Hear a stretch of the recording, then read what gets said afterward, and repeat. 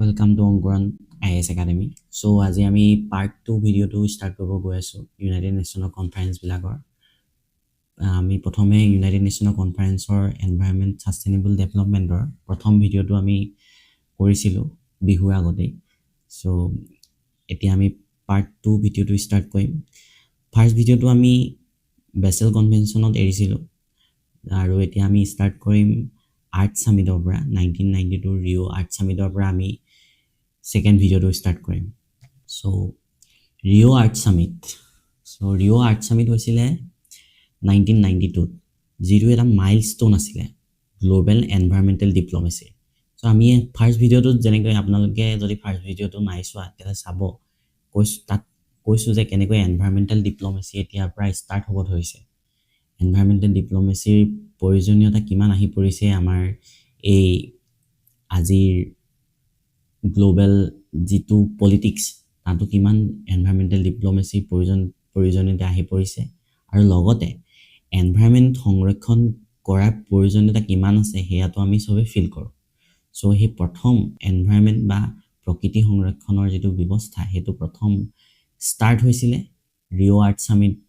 1992ৰ পৰা, য'ত 3খন কনভেনশ্যন বিশেষকৈ লোৱা হৈছিলে আৰু এজেণ্ডা 21ৰ কথাও কোৱা হৈছে এই ৰিঅ' আৰ্ট ছামিটত। চ' আমি চাওঁ হওক এই ৰিঅ' আৰ্ট ছামিটত আৰু কি কিনো হৈছিল। ৰিঅ' আৰ্ট ছামিট 1992 ষ্টাৰ্ট হৈছিল, যাক আমি ইউনাইটেড নেশ্যনৰ Conference of Environment and Development বুলিও কয়, যাক United Nations Conference on Environment আৰু ডেভেলপমেণ্ট বুলিও জনা যায় আৰু তাক আৰ্ট ছামিট হিচাপেও নাম দিয়া হৈছে। চ' এই ৰিঅ' আৰ্ট ছামিট 1992 ক'ত হৈছিলে বাৰু? আমি চবেই জানো ৰিঅ' ক'ত আছে? ব্ৰাজিলত। এই ব্ৰাজিলৰ ৰিঅ' ডি জেনেৰিঅ'ত প্ৰথম এই ৰিঅ' আৰ্ট ছামিটটো ষ্টাৰ্ট হৈছিল। 3 পৰা 14 জুনলৈকে হৈছিল 1992ত ৰিঅ' আৰ্ট ছামিট। এই ৰিঅ' আৰ্ট ছামিটতে মই কৈছোঁ আগতে যে 3টা কনভেনশ্যন লোৱা হৈছিল, বিশেষকৈ 2টা কনভেনশ্যন লৈছিলে UNFCC আৰু UNCBD, United Nation Framework Convention on Climate Change আৰু United Nation Convention on Biological Diversity. তাৰোপৰি আৰু এটা কনচেপ্ট লৈছিলে, আৰু এটা কনচেপ্টৰ তাতেই মানে ষ্টাৰ্টিং হৈছিলে, পিছত যদিও তাক এডপ্ট কৰে, সেইটো আছিলে UNCCD, United Nation Convention on Combat Desertification. So' এইকেইটা ষ্টাৰ্ট হৈছিল তাত। ইয়াত চাওক UNFCC ষ্টাৰ্ট হৈছিলে, UNCCD ষ্টাৰ্ট হৈছিলে, United Nation to Combat Desertification, ইয়াৰ কনচেপ্টটো ষ্টাৰ্ট হৈছিলে তাত। আৰু এই বায়'লজিকেল ডাইভাৰ্চিটি আৰু ক্লাইমেট চেঞ্জ এইকেইটা প্ৰথম তাতেই এডপ্টটো কৰা হৈছিল। আৰু এতিয়া চাওঁ হওক এজেণ্ডা 21ৰ কথা কৈছিলোঁ, এই এজেণ্ডা 21নো কি হয়? এজেণ্ডা 21 ইমান ইম্পৰ্টেণ্ট নহয়, আপোনালোকে অকল মনত ৰাখিব কি এজেণ্ডা 21 দিয়া গৈছিলে ৰিঅ' আৰ্ট ছামিটত।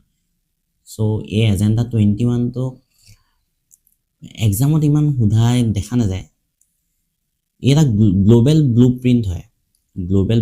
ব্লু প্ৰিণ্ট আছিলে ছাষ্টেইনেবল ডেভেলপমেণ্ট কনচেপ্টটো আনিবলৈ। এই ছাষ্টেইনেবল ডেভেলপমেণ্ট আমি এতিয়া বহুত কৈ থাকোঁ, এই কনচেপ্টটো প্ৰথম ক'ৰ পৰা ষ্টাৰ্ট হৈছে? এজেণ্ডা 21। এতিয়া এক্সামত নাহে বুলি কৈছোঁ যদিও কেতিয়া কি আহি যায় ঠিকনা নাই। এজেণ্ডা 21ত আপোনালোকৰ ষ্টেটমেণ্ট ৱাইজ যদি কুৱেশ্যন আহি যায়, তেতিয়া ফাৰ্ষ্ট আহি যাবও পাৰে যে ব্লু প্ৰিণ্টটো ক'ত প্ৰথমে হৈছিলে, তেতিয়া এজেণ্ডা 21 ক'ব লাগিব, এজেণ্ডা 21ত হৈছিলে। আৰু এই এজেণ্ডা 21 কি কভাৰ কৰিছে? এনভাইৰনমেণ্ট, ইকনমি আৰু ছ'চাইটি, মানে গোটেইখিনি একেলগে ডেভেলপমেণ্ট কৰাৰ কথা এজেণ্ডা 21ত কোৱা হৈছিল, যাতে এনভাইৰনমেণ্ট ডেভেলপমেণ্ট কৰি থাকোঁতে ইকনমি যাতে পিছ পৰি নাযায়, ছ'চাইটিখন যাতে লাইভলিহুড যাতে আৰু বেছি ইনহেঞ্চ হয়। ছাষ্টেইনেবল ডেভেলপমেণ্টৰ কনচেপ্টটো যিটো আহিছে, চ' তাৰ পৰাই এই কনচেপ্টটো আহিছিলে। চ' আমি কি গম পালোঁ? এই ৰিঅ' আৰ্ট ছামিটত মেইন 3টা, এই UNFCC, UNCCD আৰু UNCBD, এইকেইটা প্ৰথম ইয়াক আহিছিলে, এডপ্ট কৰিছিলে। আৰু এই UNFCC আমি জানো, UNFCC কথা জানো, এই UNFCCত এতিয়ালৈকে আমি পঢ়ি আহিছোঁ পেৰিছ এগ্ৰিমেণ্ট কিয়োটো প্ৰট'কল এইবোৰ পঢ়ি আহিছোঁ হয় নাই সো এই UNFCCতে প্ৰথম কি হৈছিলে এই ফাউণ্ডেশ্যনটো গঢ়ি উঠিছিলে কিয়োটো প্ৰট'কলৰ কাৰণে 1997 কিয়োটো প্ৰট'কলৰ কাৰণে আৰু পেৰিছ এগ্ৰিমেণ্টৰ কাৰণে ঠিক আছে পেৰিছ এগ্ৰিমেণ্টৰ কাৰণে পঢ়ি আহিছিলে আমি পিছত এতিয়া এই ভিডিঅ'টোৰ পিছত আমি জানিম যে কিয়োটো প্ৰট'কল কি হয় পেৰিছ এগ্ৰিমেণ্ট কি হয় সো প্ৰথমতে আমি জানো হওক United Nation Convention on Framework Climate Change নো কি এই UNFCC United Nation Framework Convention on Climate Change এইটো প্ৰাইমেৰী ইণ্টাৰনেশ্যনেল ট্ৰিটি এডপ্ট হৈছিলে 1992 আৰু ইয়াক ফ'ৰ্চ কৰা হৈছিলে 1994ত সো 1992ত মানে ৰিঅ' আৰ্ট সামিটত ইয়াক এডপ্ট কৰিলে কিন্তু ইয়াৰ কামবোৰ কৰা হৈছিলে বা ইয়াৰ কেতিয়াবা মানি চলিব লাগিব বুলি ক'লে 1994ৰ পৰা ইয়াক মানি চলিব লাগিব আৰু UNFCC হেডকোৱাৰ্টাৰ ক'ত হ'ল বন জাৰ্মানীত ইয়াৰ হেডকোৱাৰ্টাৰ হ'ল ইয়াৰ মেইন ৰোলটো কি মেইন ৰোলটো হৈছে নেগোচিয়েশ্যনছ কৰা যিবোৰ কনফাৰেন্সৰ পাৰ্টিজ হয় তাত গ্লোবেল লিডাৰছবোৰৰ লগত নেগোচিয়েশ্যনছ কৰে যে কি কৰিব লাগিব ভৱিষ্যতে এনভাইৰনমেণ্টৰ কাৰণে আৰু কেনেকুৱা ধৰণৰ পলিচিছ আনিব লাগিব ইমপ্লিমেণ্টেশ্যনছ পলিচিছবোৰ কি হ'ব এই ক্লাইমেট এগ্ৰিমেণ্টবোৰ ভালকে চলি যাবলৈ সো এইবোৰ ক'ত কয় UNFCCত কৰে বিশেষকৈ UNFCCত টোটেল মেম্বাৰ আছে প্ৰায় 197খন দেশে ইয়াক জইন কৰিছে UNFCC আৰু আমি জানো যে United Nation Framework Convention Climate চেঞ্জৰ প্ৰতি বছৰে কনফাৰেন্স অফ পাৰ্টিজ হয় যিবোৰ খুবেই ইম্পৰ্টেণ্ট আমাৰ কাৰণে নহয়নে যে যিবোৰ কনফাৰেন্স অফ COPs হয় কনফাৰেন্স অফ পাৰ্টিজ হয় সেইবোৰৰ বিষয়ে এক্সামত খুবেই আহি থাকে আৰু আমি জনাটো খুব দৰকাৰী বিশেষকৈ UNFCC কনফাৰেন্সকেইখন খুবেই প্ৰয়োজনীয় সো প্ৰথম কনফাৰেন্স ক'ত হৈছে COP1 কনফাৰেন্স অফ পাৰ্টি 1 ক'ত হৈছিলে সেয়া আমি জানো আহকচোন COP1 হৈছিলে আপোনাৰ বাৰ্লিন বাৰ্লিনত চাওক এনেকৈ চাগে ভিডিঅ' যিটো ক্ৰনলজিকেল ভিডিঅ' খুব কমে আছে সো আপোনালোকে মই ক্ৰনলজিকেলি আনিব চেষ্টা কৰিছোঁ কাৰণ ক্ৰনলজিকেলি যদি পঢ়ে আৰু কোনটোত কি আছিলে যদি এনভাইৰনমেণ্টৰ এই কনভেনশ্যনখিনি পঢ়ে তেতিয়া কনফিউজন নহয় বহুত কনফিউজন থাকি যায় যে কনফাৰেন্স অফ পাৰ্টি 1ৰ পৰা 30 হৈ গ'ল 36 হৈ গ'ল আকৌ কোনোবা এটা কনফাৰেন্স অফ পাৰ্টিত 16লৈকে হৈ আছে তো বহুত কনফিউজন হয় এতিয়া আমি প্ৰথম ষ্টাৰ্ট ক'ত হৈছিলে UNFCCৰ কনফাৰেন্স অফ পাৰ্টি ক'ত হৈছিলে প্ৰথম বাৰ্লিনত প্ৰথম হৈছিলে বাৰ্লিন ক'ত আছে জাৰ্মানীত হৈছিলে কনফাৰেন্স অফ পাৰ্টি নম্বৰ 1 আৰু এই কনফাৰেন্স অফ পাৰ্টি নম্বৰ 1 বাৰ্লিনৰ এই কনফাৰেন্সখনে কি আছিলে কিয়োটো প্ৰট'কলৰ কিয়োটোৰ ফাউণ্ডেশ্যন আছিলে কনফাৰেন্স অফ পাৰ্টি নম্বৰ 1ৰ ফাউণ্ডেশ্যন আছিলে তাৰ পৰা আৰু ইম্পৰ্টেণ্ট কেইটামান আমি COP কথা পঢ়ি লওঁ আমি 1 গম পালোঁ বাৰ্লিনত হৈছে আৰু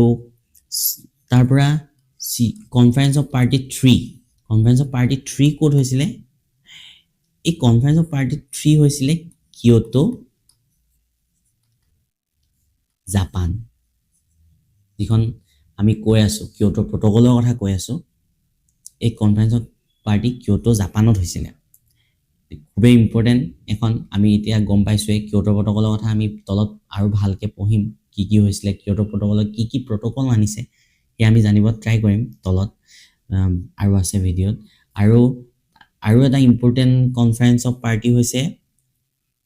COP21 এইটো হৈছে পেৰিছ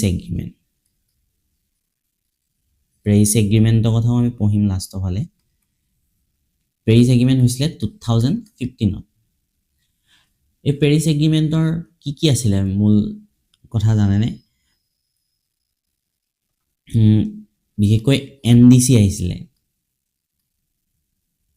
নেশ্যনেলি ডিটাৰমাইণ্ড কণ্ট্ৰিবিউশ্যন ষ্টাৰ্ট হৈছিলে পেৰিছ এগ্ৰিমেণ্টৰ পৰা আৰু গ্লোবেল ষ্টকটেকো ইন্ট্ৰডিউচ হৈছিলে প্ৰথম গ্লোবেল ষ্টক টেক ইন্ট্ৰডিউচ হৈছিলে, কিমান গ্লোবেলি কিমান কি কেনেকৈ খৰচ কৰিব লাগিব সেইখিনি ইন্ট্ৰডিউচ হৈছিলে প্ৰথম পেৰিছ এগ্ৰিমেণ্টত। চ' এই কিয়োটো প্ৰট'কল আৰু পেৰিছ এগ্ৰিমেণ্ট খুব ইম্পৰ্টেণ্ট, আহি থাকে এক্সামত কি হৈছিলে। আমি পিছত আৰু ভালকৈ জানিব ট্ৰাই কৰিম পিছত শ্লাইডত। কিয়োটো প্ৰট'কল আৰু কনফাৰেন্স অফ পাৰ্টি 21 পেৰিছ এগ্ৰিমেণ্টৰ কথা আমি পঢ়িম পিছত শ্লাইডত, ঠিক আছে। আৰু এখন ইম্পৰ্টেণ্ট কি হৈছে, আৰু এটা ইম্পৰ্টেণ্ট হৈছে কনফাৰেন্স অফ পাৰ্টি 26। এইখন হৈছিলে গ্লাছগোত হৈছিলে। এই গ্লাছগোত হোৱা কনফাৰেন্সতে বিশেষকৈ আমাৰ ইণ্ডিয়াৰ কাৰণে কিয় ইম্পৰ্টেণ্ট, ইণ্ডিয়াই প্ৰথম তাত পঞ্চামৃতৰ কথা কৈছিলে। ইণ্ডিয়াই কি কৈছিলে, পঞ্চামৃত যিটো পঞ্চামৃত ষ্ট্ৰেটেজি এইটো তাত ইন্ট্ৰডিউচ কৰিছিলে বা কৈছিলে পঞ্চামৃত ষ্ট্ৰেটেজিৰ কথা ইণ্ডিয়াই গ্লাছগোত। চ' আপোনালোকে চাব পঞ্চামৃতত কি আছে, সেয়া মুখস্থ কৰি ৰাখিব, যাতে মানে পিছত প্ৰয়োজন হ'লে পৰীক্ষাতো ষ্টেটমেণ্টো আহে APSCত, আৰু লগতে আপোনালোকে মেইনছতো লিখিব পাৰিব। কি আছিলে, ৰিডিউচ কৰিবলৈ আছিলে প্ৰজেক্টেড এমিশ্যন কিমান আছিলে, 1 বিলিয়নলৈকে ৰিডিউচ কৰিব, 1 বিলিয়ন হয়নে, 1 বিলিয়ন ৰিডিউচ কৰিব 2030 ভিতৰত, 1 বিলিয়ন ৰিডিউচ কৰিব। আৰু কি কৰিব, কাৰ্বন ইণ্টেনচিটি কমাব। কি কৰিব, carbon intensity, economic carbon intensity কিমান হ'ব, 45% কমাব 2030লৈকে। আৰু আপোনাৰ থাৰ্ডটো কি আছিলে, থাৰ্ডটো আছিলে ফুলফিল কৰিব 50% এনাৰ্জি ফ্ৰম ৰিনিউৱেবল চ'ৰ্চৰ পৰা 50% এনাৰ্জি, হয়নে। আৰু লগতে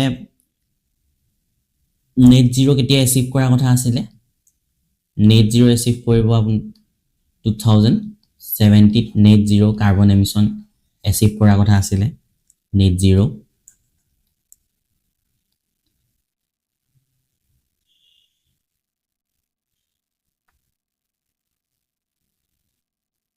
চ'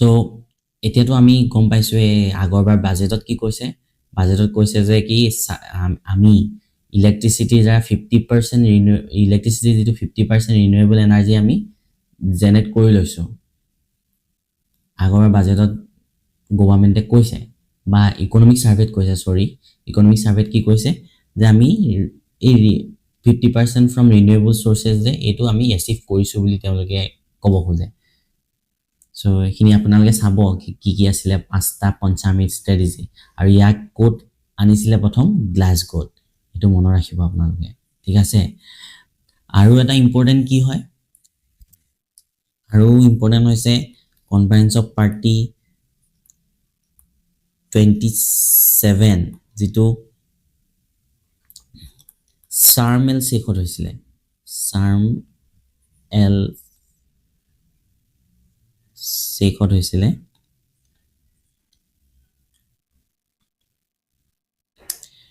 ইজিপ্তত।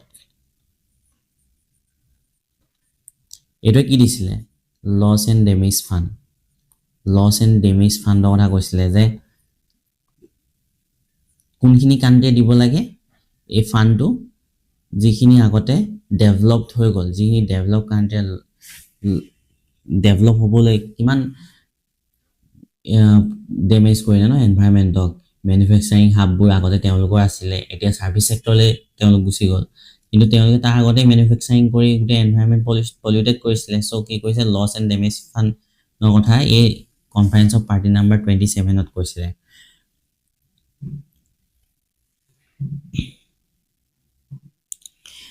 আৰু কনফাৰেন্স অফ 28 ক'ত হৈছিলে, 28 হৈছিলে ডুবাইত, 2023 হৈছিলে এইটো। চ' এইখিনি ইম্পৰ্টেণ্ট হয়। আৰু এইবাৰ COP30 হৈ গ'ল বাৰ্লিনত, ব্ৰাজিলৰ, হয়নে। COP30 কনফাৰেন্স অফ পাৰ্টি 30 হৈ গ'ল ব্ৰাজিলত বাৰ্লিনত হৈ গ'ল এবাৰ ৰিচেণ্ট 25ত চ' এতিয়া ৰিচেণ্টটো আপোনালোকে মনত ৰাখিব ঠিক আছে আৰু 26ত ক'ত হ'ব কনফাৰেন্স অফ পাৰ্টি নাম্বাৰ 31 এইটো এক্সামত আহিব পাৰে কনফাৰেন্স অফ 31টো ক'ত হ'ব এইটো হ'ব এণ্টালিয়াত হোৱাৰ কথা আছে তুৰ্কীৰ ঠিক আছে তুৰ্কী এণ্টালিয়াত হোৱাৰ কথা আছে এইখিনি বহুত খেলি মেলিকৈ লিখিলোঁ কিন্তু আপোনালোকে ভিডিঅ' চাই যাওঁতে ভালকৈ চাই গৈছে চাগে মই ভাবিছোঁ চ' এইখিনি আমি মনত ৰাখিব লাগিব বিশেষকৈ ইম্পৰ্টেণ্ট COP3 COP21 26 কেলে ইম্পৰ্টেণ্ট পঞ্চামিৰ ষ্ট্ৰেটেজিৰ কাৰণে তাৰপৰা 27 আহিলে কনফাৰেন্স অফ পাৰ্টি নাম্বাৰ 27 আহিলে 27ৰ পিছত 28 চাৰ্মেল শেষত হ'ল এইটো ক'ত কি হ'ল লছ এণ্ড ডেমেজৰ কথা ক'লে লছ এণ্ড ডেমেজ ফাণ্ডৰ কথা ক'লে চৰি 27 চাৰ্মেল শেষত হ'ল আৰু এই লছ এণ্ড ডেমেজ ফাণ্ডৰ কথা ক'লে COP28 হ'ল ডুবাইত আৰু তাৰপিছত COP30 এতিয়া হ'ল ব্ৰাজিলৰ বেলেম চহৰত হ'ল আৰু তাত কি কথা কৈছিলে ফৰেষ্ট কনজাৰ্ভেশ্যনৰ কথা কৈছিলে ব্ৰাজিলত ফৰেষ্ট কনজাৰ্ভেশ্যনৰ কথা কৈছিলে কাৰণ এইখিনি এমেজনৰ ওচৰত হৈছিলে চ' তাত ফৰেষ্ট কনজাৰ্ভেশ্যনৰ কথা পাতিলে কেনেকৈ ফৰেষ্ট কনজাৰ্ভেশ্যন কৰিব পাৰি নেচাৰ বেছ চলিউশ্যনবোৰ কেনেকৈ আনিব পাৰি আৰু লগতে লাইভলিহুড কেনেকৈ ইনক্ৰিজ কৰিব পাৰি এইখিনি কথা COP30ত আলোচনা হ'ল আৰু COP31 হ'ব এণ্টালিয়া তুৰ্কীত ঠিক আছে আমি এতিয়া এইখিনি জানিলোঁ UNFCCCৰ কথা গম পালোঁ এতিয়া আমি চাওঁ বায়'লজিকেল ডাইভাৰ্চিটি UNCBD কেতিয়া চাইন হৈছিলে 5 জুনত চাইন হৈছিলে 1992 মানে আৰ্ট সামিটৰ দিনাই চাইন হৈছিলে আৰু ইয়াক 29 ডিচেম্বৰ 1993 পৰা কি কৰিলে ইফেক্টিভ মানে তেতিয়াৰ পৰাই ইয়াক মানি চলা হ'ল ইয়াৰ হেডকোৱাৰ্টাৰ ক'ত আছে হেডকোৱাৰ্টাৰ আছে মন্ট্ৰিয়েল কানাডাত UNCBDৰ হেডকোৱাৰ্টাৰ আছে এই UNCBDখন লিগেলি বাইণ্ডিং হয় আমাৰ যিখন UNFCCC আছিলে UNFCCC হৈছে কিছুমান লিগেলি বাইণ্ডিং হয় কিয়োটো প্ৰট'কল লিগেলি বাইণ্ডিং হয় বাট UNCBDৰ যিবোৰ কনভেনশ্যনছ আহিব সেইবোৰ চব লিগেলি বাইণ্ডিং হয় লিগেলি বাইণ্ডিং প্ৰথমখন এখন কনভেনশ্যন UNCBD আৰু ইয়াৰ হেডকোৱাৰ্টাৰ ক'ত মন্ট্ৰিয়েলত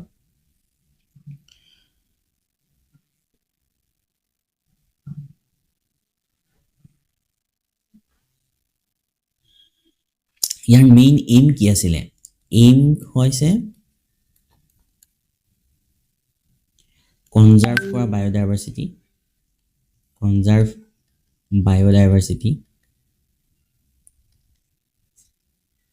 তাৰপৰা সাষ্টেইনেবল ইউজ কৰা বায়'ডাইভাৰ্চিটি সাষ্টেইনেবল ইউজ অফ বায়'ডাইভাৰ্চিটি আৰু ফেয়াৰ আৰু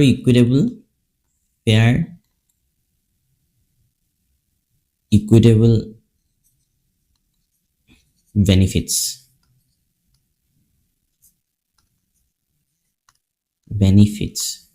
অফ বায়'ডাইভাৰ্চিটি ঠিক আছে এইখিনি হৈছে ইয়াৰ এই বায়'লজিকেল ডাইভাৰ্চিটি এইম চ' ইয়াৰ এই UNCBDৰো কি হয় কনফাৰেন্স অফ পাৰ্টি হয় UNCBDৰো কনফাৰেন্স অফ পাৰ্টি হয় UNCBDৰ COP কনফাৰেন্স অফ পাৰ্টি হয় এই কনফাৰেন্স অফ পাৰ্টিতে তেওঁলোকে আলোচনা কৰে যে কেনেকৈ বায়'লজিকেল ডাইভাৰ্চিটিৰ ওপৰত কাম কৰিব কি কাম কৰিব সেইখিনি কনফাৰেন্স অফ পাৰ্টিৰ সময়তে ঘোষণা হয় আৰু কনফাৰেন্স অফ পাৰ্টিসমূহ UNCBD কি হয় বাইনিয়েল হয় আৰু COP1 ক'ত হৈছিলে 1 হৈছিলে বাহামাছত ঠিক আছে বাহামাছত first conference of parties UNCBD বাহামাছত হৈছিলে নাছৌ নামৰ জেগাডোখৰত নাছাও নামৰ এই ঠাইখনত প্ৰথম কনফাৰেন্স অফ পাৰ্টি হৈছিলে আৰু ই বাইএনিয়েল হয় মনত ৰাখিব আপোনালোকে কনফাৰেন্স অফ পাৰ্টি UNCPD বাইএনিয়েল হয় আৰু যিটো UNCCD হয় UNCC হয় UNFCC হয় সৰি UNFCC হয় সেয়া কি হয় ইয়াৰলি হয় সেইকাৰণে হেৰি 30 পাই গ'লগে বাট UNCBD সদায় বাইএনিয়েলি হয় মানে প্ৰতি 2 বছৰৰ মূৰে মূৰে হয় ঠিক আছে আপোনালোকে মনত ৰাখিব এইটো আৰু প্ৰথম কনফাৰেন্স অফ পাৰ্টি কৰিছিলে বাহামাছত হৈছিলে আৰু ইয়াৰ মেইন ইম্পৰ্টেণ্ট খিনি কি মেইন ইম্পৰ্টেণ্ট হৈছে কনফাৰেন্স অফ পাৰ্টি নাম্বাৰ 5 প্ৰথম কথা এই COP5 কি হৈছিলে COP5 কেতিয়া হৈছিলে 2000 চনত যিটো COP5 হৈছিলে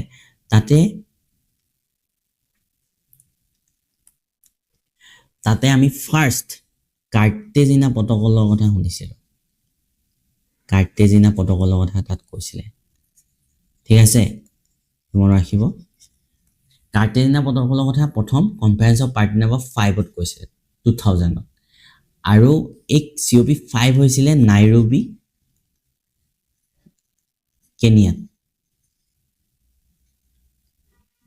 কেনিয়াত COP5 হৈছিলে আৰু এই তাতে কাৰ্টেজিনা প্ৰটকলৰ কথা কোৱা গৈছিল কাৰ্টেজিনা প্ৰটকল এই আখৰ নাচাব কনচেপ্টত ধ্যান দিয়ক তাৰ পৰা এই কাৰ্টেজিনা প্ৰটকলত কিহৰ কথা কৈছে বাৰু কাৰ্টেজিনা প্ৰটকলত আমি চবে জানো আমি পিছত আকৌ কাৰ্টেজিনা প্ৰটকলৰ কথা পঢ়িম তাত ইয়াত কাৰ্টেজিনা প্ৰটকলত জেনেটিকেলি মডিফাইড GMO যিখিনি জেনেটিকেলি মডিফাইড অৰ্গেনিজম এইখিনি কেনেকৈ ব্যৱহাৰ হ'ব কেনেকৈ ক'ত ইউজ কৰিব পাৰিব তাৰ কথা এই কাৰ্টেজিনা প্ৰটকল এখন দিয়া হৈছে চ' এইটো প্ৰথম কনফাৰেন্স অফ পাৰ্টি নাম্বাৰ 5 2000 আহিছিলে 2000 চনত তাৰ পৰা ইম্পৰ্টেণ্টখন হ'ল যে কি COP10 যিখন আহিছিলে 2010 আহিছিলে কনফাৰেন্স অফ পাৰ্টি নাম্বাৰ 10 আৰু এই UNCBDৰ কনফাৰেন্স অফ পাৰ্টি নাম্বাৰ 10 2010 কি আহিছিলে নগোয়া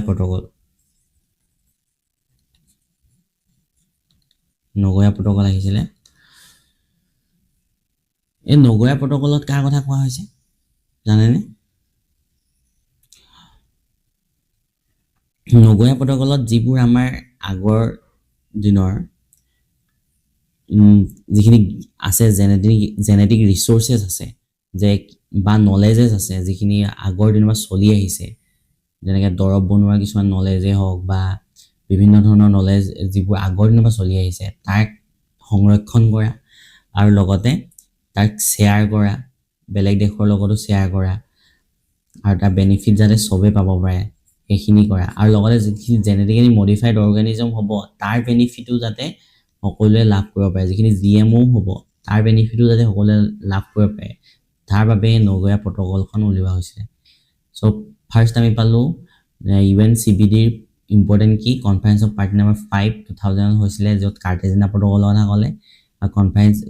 অফ পাৰ্টি নাম্বাৰ 10 য'ত 2010ত নগোয়া প্ৰটকলৰ কথা ক'লে ঠিক আছে আৰু এখন ইম্পৰ্টেণ্ট আমাৰ ইণ্ডিয়াৰ কাৰণে কাৰণ কেলে ইয়াৰ পিছৰ এইখন কনফাৰেন্স অফ পাৰ্টি নাম্বাৰ 11 এখন হৈছিলে ইণ্ডিয়াত 2012ত ইণ্ডিয়াত হৈছিলে আৰু হৈছিলে ক'ত হায়দৰাবাদত এই ইয়াৰ আহি থাকে UNCBDৰ কনফাৰেন্স অফ পাৰ্টি 11 বা কোনখন কনফাৰেন্স ইউনাইটেড নেশ্যনৰ কোনখন এনভাইৰনমেণ্টেল কনফাৰেন্স প্ৰথম ইণ্ডিয়াত হৈছিলে চ' কনফাৰেন্স অফ পাৰ্টি নাম্বাৰ 11 UNCBDৰ যিখন 2012 চনত হায়দৰাবাদত হৈছিলে তাৰ কথা আহি থাকে চ' এখন হ'ব আৰু এখন হৈছে UNCBD আৰু এখন কনফাৰেন্স হৈছে COP15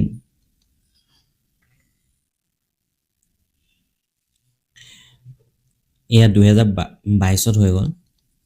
একদম ৰিচেণ্ট এখন ক'ত হৈছিলে মন্ট্ৰিয়াল কানাডাত হৈছিলে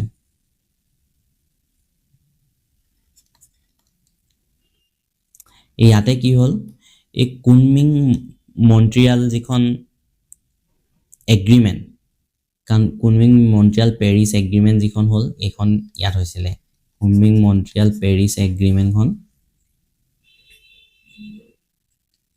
এই 2022 চনৰ COP15 হৈছিলে ঠিক আছে এইটা হৈছে ইয়াৰ ইম্পৰ্টেণ্ট আৰু আমি পঢ়িম কুনমিং মন্ট্ৰিয়াল প্ৰট'কল এগ্ৰিমেণ্টখন কি হয় সেয়া আমি চাম ভিডিঅ'টো লাষ্টত আছে ভালকৈ পঢ়িম আমি প্ৰথমতে কৈছোঁ কি কনফাৰেন্স অফ পাৰ্টিখিনি আপোনালোকে চাই লওক যে কেনেকৈ চিৰিয়েলি হৈ গৈছে আৰু কোনখিনি ইম্পৰ্টেণ্ট হয় তেতিয়া আপোনালোকে নিজেও পিছত কনফিউজনত নপৰে কেতিয়াও যদি ক্ৰনলজিকেলি চাই যায় বা ষ্টৰি ৱাইজত এনেকৈ চাই যায় তেতিয়াহ'লে আপোনালোকে কেতিয়াও কনফিউজনত নপৰে যে কেতিয়া কি হৈছিলে কনফাৰেন্স অফ পাৰ্টিবোৰ চেঞ্জ কেনেকৈ হৈ আছে চ' সেইখিনি হ'ল আৰু এতিয়া ৰিচেণ্টলি আমাৰ UNCVDৰ কনফাৰেন্স অফ পাৰ্টি 16 হৈ গ'ল হয়নে কাৰণ 24ত হৈ গ'ল 2 বছৰ মূৰে যেতিয়া হয় এই ক'ত হ'ল বাৰু এখন হৈছে কালি কলম্বিয়া এইটো চবে জানে চাগে কোৱে নিউজত আছিলে কালি কলম্বিয়াত হৈ গৈছে 2024ত আৰু নেক্সট যিখন COP17 conference of party number 17 এখন ক'ত হ'ব এইটো খুব আহি থাকে কুৱেশ্যন এইখন আহিব পাৰে নহ'লে ক'ত হ'ব সেইটো আহিব পাৰে 17খন ক'ত হ'ব এইখন হ'ব আৰ্মেনিয়াত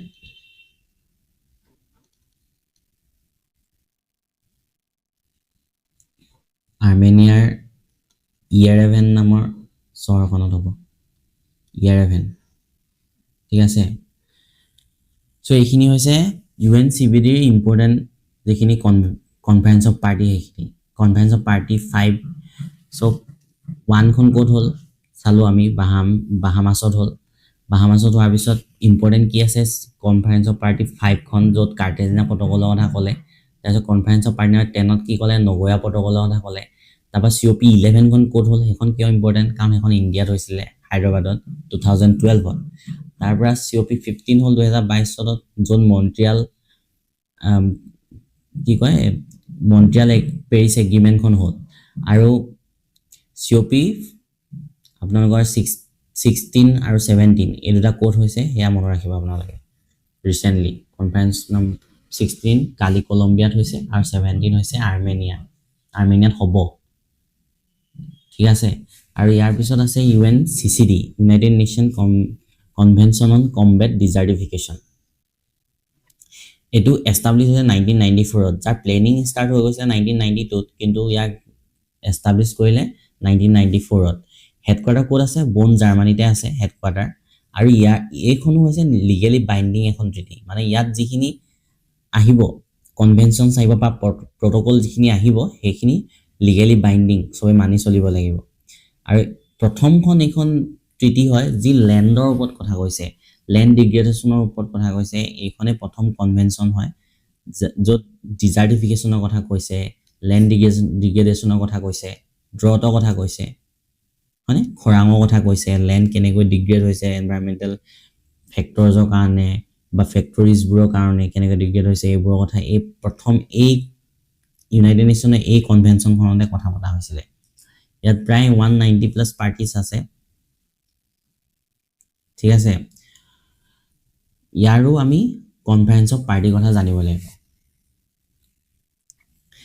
UNCCD conference of party COP1 ক'ত হৈছিলে ইয়াৰ কনফাৰেন্স অফ পাৰ্টি হৈছিলে প্ৰথম 1997ত ৰোমত ৰোম ক'ত আছে ৰোম আছে ইটালীত প্ৰথম কনফাৰেন্স অফ পাৰ্টি 1 হৈছিলে ইটালীত আৰু ইয়াৰ ইম্পৰ্টেণ্ট কনফাৰেন্সখন হৈছে COP12 বিশেষকৈ মনত ৰাখিবলগীয়াকৈ কনফাৰেন্সখন হৈছে COP12 কনফাৰেন্স পাৰ্টি নম্বৰ 12 য'ত লেণ্ড ডিগ্ৰেডেশ্যন ডিগ্ৰেডেশ্যন আৰু নিউট্ৰেলিটি কেনেকৈ লেণ্ড ডিগ্ৰেড নোহোৱাকৈ নিউট্ৰেলকৈ আমি আগবাঢ়িব পাৰোঁ তাৰ কথা এই COP12খনত পাতিছিলে কনফাৰেন্স অফ পাৰ্টি নম্বৰ 12ত পাতিছিলে এখন হৈছিলে 2015ত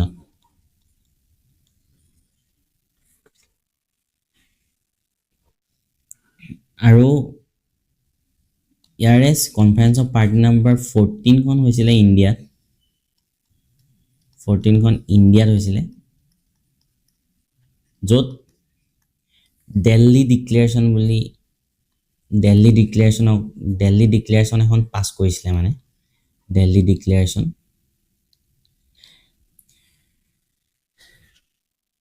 এই দিল্লী ডিক্লেৰেশ্যনখনত কি আছিলে বাৰু দিল্লী ডিক্লেৰেশ্যনত প্ৰথমবাৰৰ কাৰণে ড্ৰটৰ কাৰণবোৰৰ কথা পাতিছিলে ড্ৰটৰ কাৰণে ড্ৰট নাইকিয়া কৰিবলৈ কি এপ্ৰ'চ ল'ব লাগিব লেণ্ড ৰিষ্ট'ৰ কেনেকৈ হ'ব তাৰ কথা এই দিল্লী ডিক্লেৰেশ্যনতে পাতিছিলে আৰু লগতে এই দিল্লী ডিক্লেৰেশ্যনতে লাইভলিহুডৰ কথাও পাতিছিলে লাইভলিহুড কেনেকৈ মানুহৰ জীৱনটো উন্নত কৰিব পাৰিব লেণ্ডৰ মানে কোৱালিটি উন্নতিকৰণৰ লগতে এইখিনি কথাও এই দিল্লী ডিক্লেৰেশ্যনত পতা হৈছিলে চ' এই দিল্লী ডিক্লেৰেশ্যনখনক ফৰ হিউমেন এখন মানে প্ৰট'কল বুলিও ক'ব খোজে বা এখন মানুহৰ কাৰণে কৰা ডিক্লেৰেশ্যন বুলিও ক'ব খোজে চবে ফৰ হিউমেন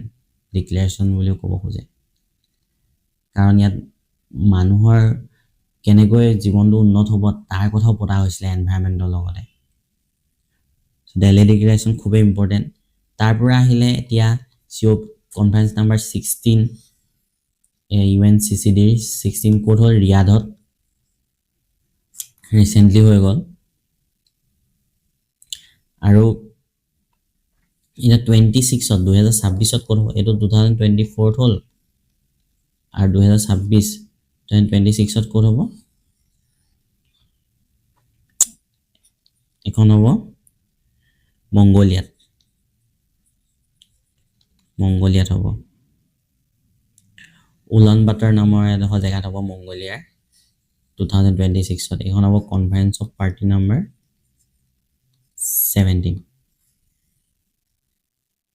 চ' আমি কি খালোঁ UNFCCৰ কেইখন COP আছে 30লৈকে হৈ গ'ল 31sto হ'ব হয়নে UNCBDৰ 16লৈকে হৈ গ'ল 17 হ'ব আৰু UNCCDৰো ইয়াৰ ছেম দেখিলে এইখিনি কথা মনত ৰাখিব এইখিনি খুব কনফিউজন হয় কনফাৰেন্স অফ পাৰ্টি এবাৰ বেলেগকৈ হয় চ' প্ৰথম যিখিনি প্ৰিপেৰেশ্যন কৰিছে তেওঁলোকৰ খুবেই কনফিউজন হয় চ' এনেকৈ যদি আপোনালোকে ক্ৰনলজিকেলি চাই যায় UNFCCৰ এইখিনি কনফাৰেন্স অফ পাৰ্টিখিনি তেতিয়াহ'লে আপোনালোকৰ খুবেই ইজি হৈ যাব বিশেষকৈ এই ইম্পৰ্টেণ্ট যিখিনি আছে কনফাৰেন্স অফ পাৰ্টি সেইখিনি মনত ৰাখিলে হ'ব গোটেইখিনি মনত ৰখা ইমান প্ৰয়োজন নাই ঠিক আছে তাৰ পৰা আমি চাওঁ আমি প্ৰথমতে কৈছিলোঁ কিয়োটো প্ৰট'কলৰ কথা এই কিয়োটো প্ৰট'কলখনৰ কথা আমি পাতোঁ কিয়োটো প্ৰট'কল কেতিয়া হ'ল 11 ডিচেম্বৰ 1997ত চ' আমি UNFCC কৈছিলোঁ কিয়োটো প্ৰট'কল আহিছিলে কিয়োটো প্ৰট'কল খুবেই ইম্পৰ্টেণ্ট ইয়াক এডপ্ট কৰিছিলে 1997ত জাপানৰ কিয়োটো চহৰত হোৱাৰ কাৰণে এই প্ৰট'কলখনৰ নাম কি হ'ল কিয়োটো প্ৰট'কল ইন ফ'ৰ্চ কেতিয়া হৈছিলে 2005ত এই UNFCC অকল লিগেলি বাইণ্ডিং এইখনেই ট্ৰিটি পুৰা লিগেলি বাইণ্ডিং এখন ট্ৰিটি আছিলে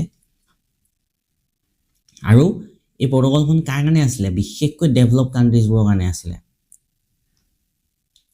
বিশেষকৈ ডেভেলপ কাণ্ট্ৰিজবোৰৰ কাৰণে আছিলে যাতে আৰু তাৰ টাৰ্গেটটো আছিলে কি 1990 লেভেলত যিমানখিনি আমাৰ পলিউশ্যনছ হৈ আছে বা এমিশ্যনছ হৈ আছে সেই 1990 লেভেলতকৈ 5% আৰু ৰিডাকশ্যন কৰা 5% যাতে এমিশ্যন ৰিডাকশ্যন হয় কাৰ্বন এমিশ্যন ৰিডাকশ্যন হয় তাৰ টাৰ্গেট আছিলে এই কিয়োটো প্ৰট'কলখনত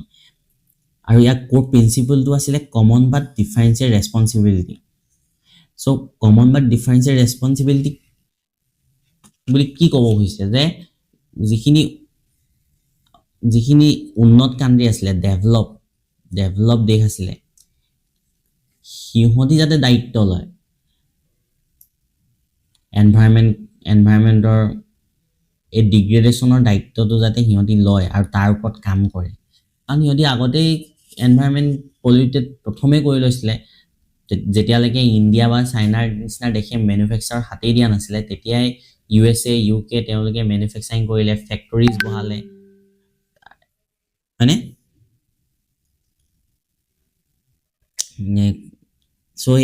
এইখিনি কথা কিয়োটো প্ৰট'কলত কৈছিলে কমন বা ডিফাৰেঞ্চিয়েল ৰেছপন্সিবিলিটিৰ কথা কৈছিলে ডেভেলপ কাণ্ট্ৰিবোৰক যিটো ডেভেলপ কাণ্ট্ৰিবোৰে মানিও লৈছিলে তেতিয়া যে তেওঁলোকে কাম কৰিব তেওঁলোকে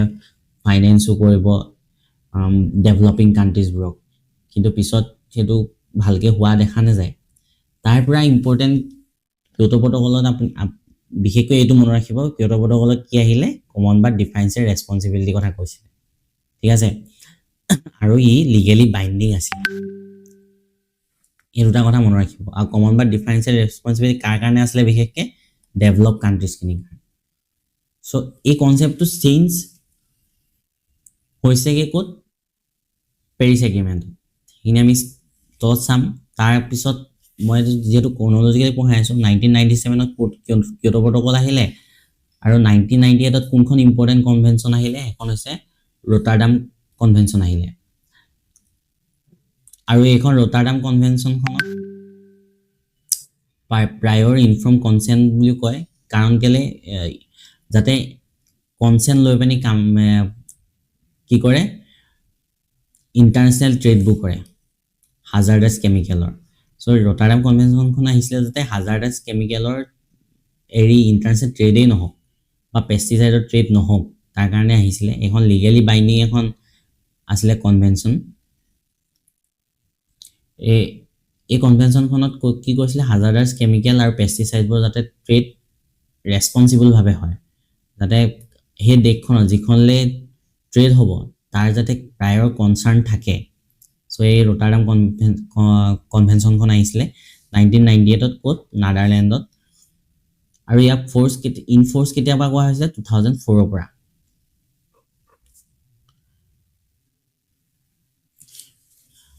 তাৰ পৰা আহিলে Stockholm convention on persistent organic pollutant এইখন আহিলে 2001ত 98ৰ পিছত 2001ত আহিলে এখন কনভেনশ্যন সেইখন হ'ল ষ্টকহোম কনভেনশ্যন যাক এডপ্ট কৰিলে ষ্টকহোম ছুইডেনত আৰু এইখনো ফ'ৰ্চ কেতিয়াবা হৈছিলে 2004ৰ পৰাই ৰটাৰডাম কনভেনশ্যন যেতিয়াৰ পৰা ফ'ৰ্চ হ'ল সেই ষ্টকহোম কনভেনশ্যনো ফ'ৰ্চ হ'ল আৰু এইখনো লিগেলি বাইণ্ডিং আছিলে আৰু ইয়াৰ মূল কি আছিলে এলিমিনেট কৰা পাৰ্চিষ্টেণ্ট অৰ্গেনিক পলিউটেণ্ট যেনেকৈ ধৰক কি হ'ব পাৰে DDT হ'ব পাৰে আৰু তেনেকুৱা ধৰণৰ যিখিনি পাৰ্চিষ্টেণ্ট অৰ্গেনিক পলিউটেণ্ট আছে সেইখিনি যাতে এলিমিনেট কৰিব পাৰি আমাৰ এনভাইৰনমেণ্টৰ পৰা তাৰ কাৰণে এইখন পলিউটেণ্ট কি কয় এই ষ্টকহোম কনভেনশ্যনখন আনিছিলে CFC আঁতৰাব পাৰে তেনেকুৱা ধৰণৰ ঠিক আছে CFC কাৰণে কি আহিছিলে আপোনালোকৰ মনত আছে নাই বাৰু SFC CFC কাৰণে কি আহিছিলে আগত পঢ়াইছোঁ মই ফাৰ্ষ্ট ভিডিঅ'টো চাব আপোনালোকে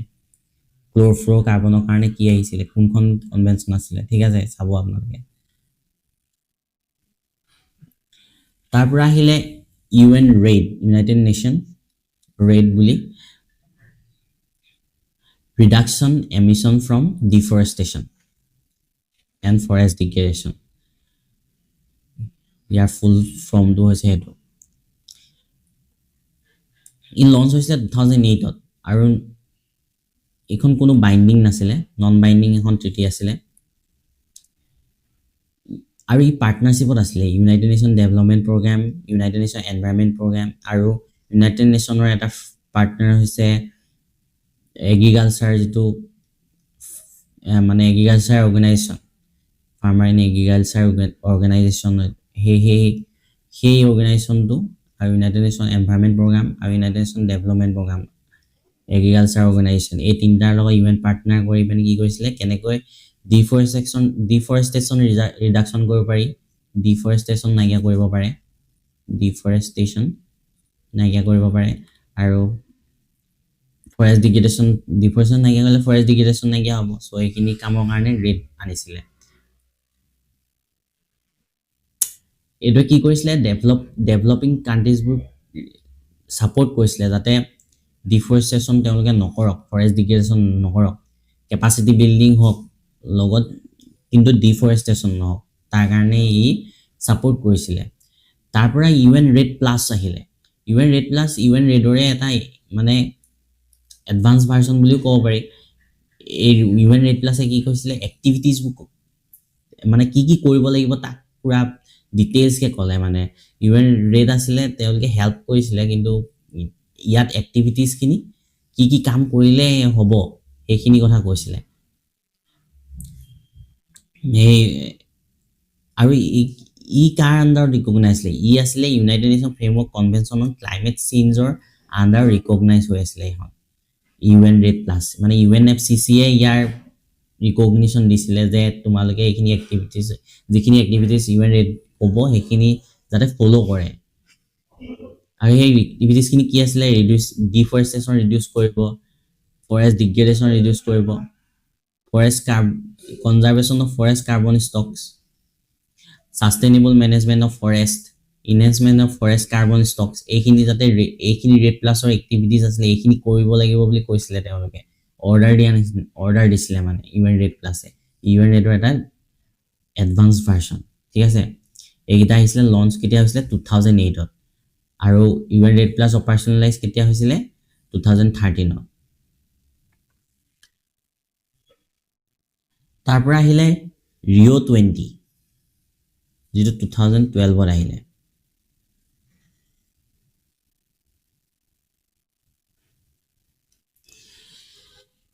এই Rio20 ৰিঅ' আৰ্ট ছামিটৰ 20 বছৰ হৈ যোৱাৰ কাৰণে ইয়াক নাম দিয়ে Rio+20, আৰু এইখন ব্ৰাজিলতে হোৱাৰ কাৰণে কি নাম দিলে,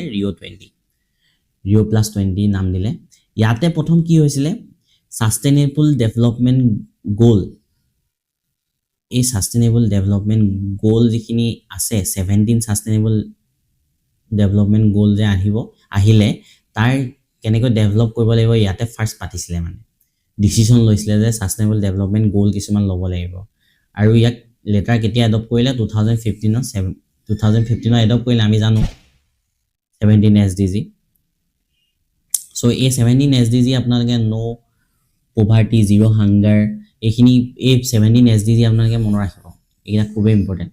এইকেইটা মনত ৰাখিবই লাগিব, ঠিক আছে। আৰু ইয়াক প্ৰথম কেতিয়া কনচেপচুৱেলাইজ কৰিছিলে, Rio+20 কনচেপচুৱেলাইজ কৰিছিলে। আৰু 2015ত দুটা কাম হ'ল আকৌ, মনত দেখিছেনে আপোনালোকে, এটা হ'ল পেৰিছ এগ্ৰিমেণ্ট হৈছিলে, পেৰিছ এগ্ৰিমেণ্ট নৱেম্বৰ নে ডিচেম্বৰত হৈছিলে, কোনোবা এটা হৈছিলে। আৰু আপোনাৰ এই 2015 SDG তাতকৈ অক্টোবৰ মানত হৈছিলে, আগষ্ট মানত হৈছিলে চাগে, পাহৰিছোঁ ঠিক, কিন্তু এই আগত হৈছিলে SDG কেইটা। চ' আপোনালোকে এইটো চাব, SDG কেইটা মনত ৰাখিব, ঠিক আছে। 2012ৰ পিছত আহি গ'ল মিনামাতা কনভেনশ্যন 2013ত। এইটো এটা ভেৰি ইম্পৰ্টেণ্ট কনভেনশ্যন মাৰ্কিউৰীৰ ওপৰত, কাৰণ এইখন কেতিয়া ক'ত হৈছিলে, 2013ত জাপানত হৈছিলে, আৰু এই লিগেলি বাইণ্ডিং আছিলে। ফ'ৰ্চ কেতিয়াবা হৈছিলে, 2017ৰ পৰা। কিয় হৈছিলে, কাৰণ মিনামাতা ডিজিজ হৈছিলে জাপানত। মিনামাতা ডিজিজ কিয় কাৰণে হয়, মাৰ্কিউৰীৰ কাৰণে হয়, আমি জানো, আহি থাকে মিনামাতা ডিজিজ কিয় কাৰণে হয়। মাৰ্কিউৰীৰ পৰা প্ৰটেক্ট কৰিবলৈ এই কনভেনশ্যনখন আনিছিলে, যে মাৰ্কিউৰীৰ পৰা কেনেকৈ আমি ৰক্ষা পাব পাৰিম, কেনেকৈ বাচিব লাগিব। মাৰ্কুৰী এমিশ্যন কেনেকৈ ৰখাব লাগিব কাৰণ ফেক্টৰীজবোৰত কি কৰে মাৰ্কুৰী ইউজ কৰে সো এই মাৰ্কুৰী এমিশ্যন হৈ পানি কি হয় মিনামাটা ডিজিজটো হয় জাপানত খুব হৈছিলে এইটো সেইকাৰণে জাপানত মিনামাটা কনভেনশ্যন আহিলে 2013ত আৰু এই কনভেনশ্যনখন হ'ল ঠিক আছে মিনামাটা কনভেনশ্যন 2013ৰ পিছত কি আহিলে 2013ৰ পিছত 2015ৰ পেৰিছ এগ্ৰিমেণ্ট হ'ল তাতে কি হ'ল ইণ্ডিয়াই কি এডপ্ট কৰিছিলে নেশ্যনেলি ডিটাৰমাইন কন্ট্ৰিবিউশ্যন টাৰ্গেটছবোৰ এডপ্ট কৰিছিলে পেৰিছ এগ্ৰিমেণ্টত ইণ্ডিয়া এনডিচি কথা কৈছিলে পিছত কি হ'ল গ্লাছগোত গৈ পিনি সেইটো পঞ্চামিট ষ্ট্ৰেটেজি হ'ল একে নহয় যদিও মানে ইণ্ডিয়াই ক'লে কি ষ্ট্ৰেটেজি ল'ব লাগিব এই এনডিচি টাৰ্গেটখিনিয়ে পিছত ভালকৈ কৈ দিলে কি ল'ব লাগিব প্ৰথমতে এনডিচি কি কৈছিলে 45% ৰিডাকশ্যন এমিশ্যন কৰিব GDP total GDP 45% reduction emission কমাব ৰিডাকশ্যন কৰিব হয়নে 2005 লেভেলতকৈ আৰু 50% নন ফসিল ফুয়েল হ'ব নন ফসিল সোৰ্সেস যেটো এটা 50% কি ক'লে ৰিনিউৱেবল এনাৰ্জি পা হ'ব আৰু ক্ৰিয়েট এডিশনাল কাৰ্বন সিঙ্ক কৈছিলে কাৰ্বন ডাইঅক্সাইড 3 বিলিয়ন টনছৰ এডিশনাল কাৰ্বন সিঙ্ক বহাব বুলি কৈছিলে যেটো এটা পঞ্চামী ষ্ট্ৰেটেজি কি ক'লে জিৰো কাৰ্বন কৰিব 2070 লৈকে হয় সো এই ইয়াৰ পৰাই গৈ পিনি পঞ্চামী ষ্ট্ৰেটেজিও ল'লে কিন্তু প্ৰথম কেতিয়া হৈছিলে পেৰিছ এগ্ৰিমেণ্টত 2015ত আৰু কনফাৰেন্স অফ 26ত কি হৈছিল 26 টো আছিলে গ্লাছগো আছিলে 26 COP 26 গ্লাছগো আছিলে তাতে কি আছিলে পঞ্চামিত আহিছিলে মানে পঞ্চামিত আহিছিলে আমি আগত পঢ়ি আহিছো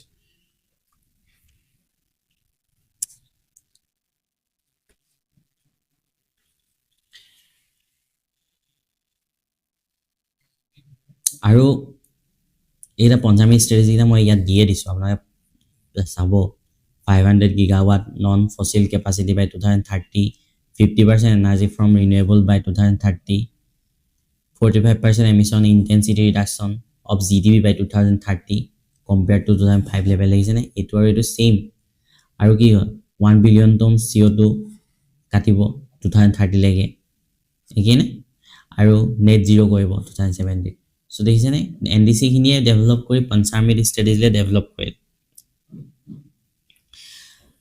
লগতে পেৰিছ এগ্ৰিমেণ্টত আৰু এটা ইম্পৰ্টেন্ট আছে কি পেৰিছ এগ্ৰিমেণ্টত গ্লোবেল কি কৈছিলে 100 বিলিয়ন ইনভেষ্টমেন্ট কৰিম বুলি কৈছিলে 100 বিলিয়ন ইনভেষ্টমেন্ট কৰিব ইয়াৰলি ডেভেলপিং কান্ট্ৰিজবোৰত ডেভেলপ কান্ট্ৰিজে 100 বিলিয়ন সো এটো এতিয়ালৈকে হৈ উঠা দেখা নাই তথাপি এটো ডিসিশন হৈছিলে পেৰিছ এগ্ৰিমেণ্টত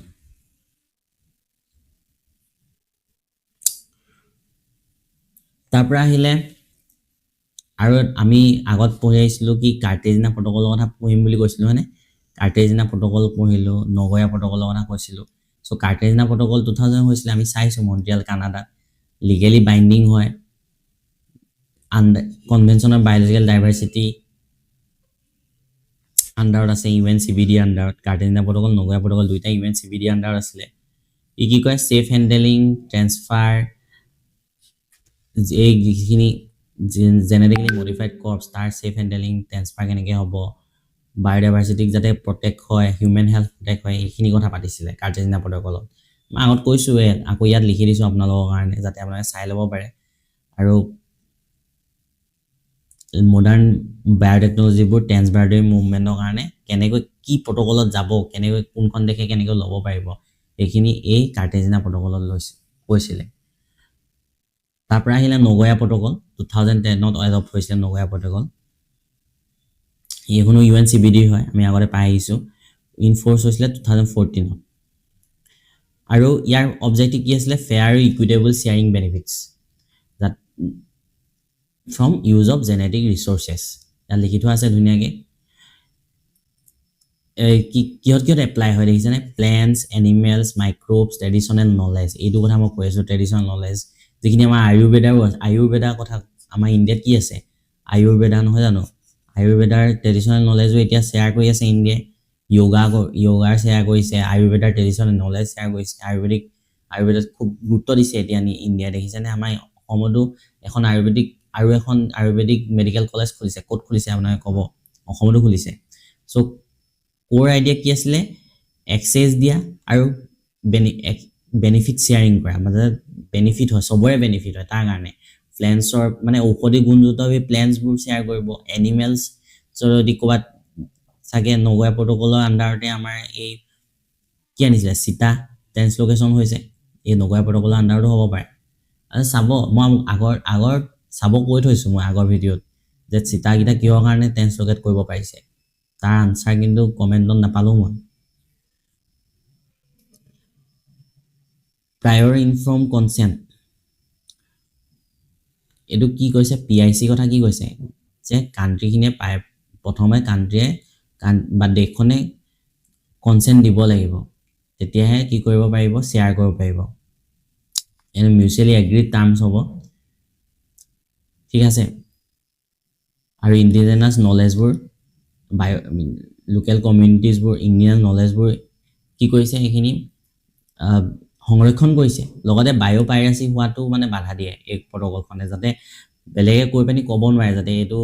আয়ুৰ্বেদৰ এইটো ট্ৰেডিশ্যন ইণ্ডিয়াত আছিলে কিন্তু বেলেগে কৈ দিব যে এইটো চাইনাৰ হয় তেনেকৈ যাতে বায়'পাইৰাচি নহয় এইটো যিটো হ'বলৈ ধৰিছিলে তাৰ কাৰণে এইখন নগয়া প্ৰট'কলখন আনিলে বায়'পাইৰাচি যাতে নহয় সেইটো কাৰণে কৰিব বিভিন্ন মাল্টিনেশ্যনেল কোম্পানীবোৰে কি কৰিছিলে ঔষধ বনোৱা এইটো শিকি যায় আমাৰ ইণ্ডিয়াত তাৰ পৰা গৈ পিনি ঔষধ বনোৱা সেইটো যদি নিজে ফৰ্মুলাত ঔষধ বনাই পিনি বিক্ৰী কৰে চ' এই বায়'পাইৰাচিটো যাতে নহয় তাৰ কাৰণে এই নগয়া প্ৰট'কলখন আনিছিলে আৰু ইণ্ডিয়াত এইটো বিশেষকৈ নগয়া প্ৰট'কলখন 2010 চনত এডপ্টেড হৈছিলে যদিও ইণ্ডিয়াৰ বায়'লজিকেল ডাইভাৰ্চিটি এক্টত কিন্তু এইটো আছিলে যে আমি ইণ্ডিজিনাছ যিবোৰ নলেজ এইবোৰ সংৰক্ষণ কৰিম বায়'পাইৰাচি হ'বলৈ নিদিওঁ এইখিনি আছিলে চ' এই বায়'লজিকেল ডাইভাৰ্চিটি এক্টখন এতিয়া নগয়া প্ৰট'কলৰ আণ্ডাৰলৈ গুচি গ'ল ঠিক আছে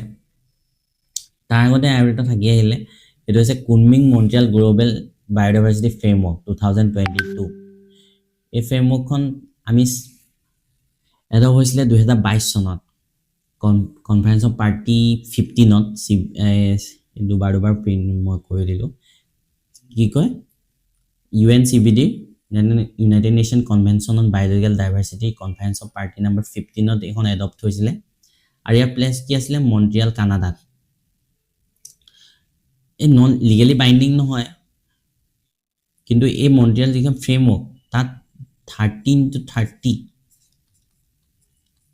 30টা ৰুল দিছে গম পাইছেনে কি কৈছে ইয়াত এই আপোনালোকে দেখিছে কেনেকৈ কনজাৰ্ভ কৰিব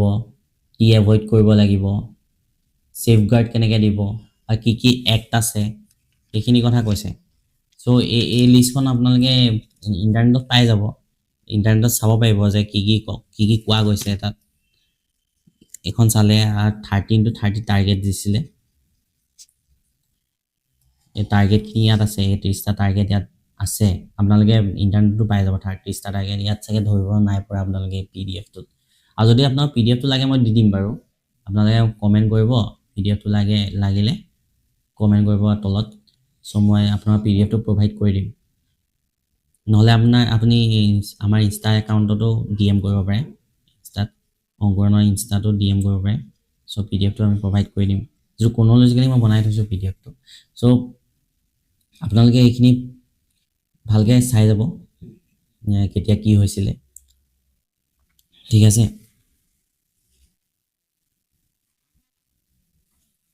চ' আমি কি পালোঁ UNFCCC কথা পঢ়িলোঁ কনফাৰেন্স অফ পাৰ্টি 1ৰ পৰা কনফাৰেন্স অফ পাৰ্টি হ'বলগীয়া 31লৈকে হয়নে তাৰপিছত UNCBD পঢ়িলোঁ UNCBD কথা পঢ়িলোঁ 1ৰ পৰা 17লৈকে ক'ত হ'ব তাৰ ইম্পৰ্টেণ্টখিনি কি আছে কোনটা ইম্পৰ্টেণ্ট কাৰ্টেজিনা প্ৰট'কল নগয়া প্ৰট'কল পঢ়িলোঁ UNCCD পঢ়িলোঁ 1ৰ পৰা 17লৈকে